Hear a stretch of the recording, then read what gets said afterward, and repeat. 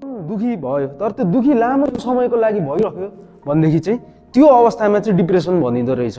बच्चाहरूमा डिप्रेसनहरूको लक्षणहरू चाहिँ स्कुल जान नमान्ने अनि डराउने छिनछिनमा अब केही भए हुँदैन त्यही पनि बिना कारण डराइराखेको छ साइकेट्रिस्टले। अब त्यो औषधि दिएकोमा चाहिँ अब मलाई निको भयो होला भनेर अन्दाजको भरमा छोड्नु चाहिँ हुँदैन।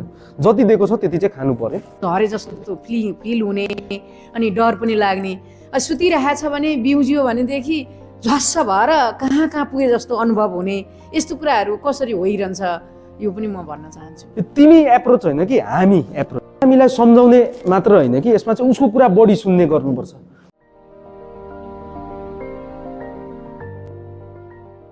एक दिन के खाने, फलफुल नियमित खाने। खैनीले के गर्छ, आजीवन लत लाग्छ। उठेर के गर्ने, नियमित शारीरिक व्यायाम गर्ने।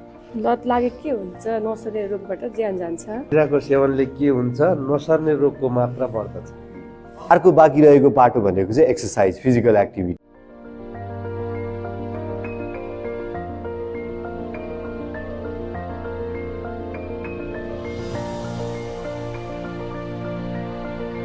अलिकति यो चाहिँ पछाडिसम्म आउनु पर्यो र यसको किक चाहिँ अलि इफेक्टिभ हुनु पर्यो। हेर्नुहोस् है त यसरी।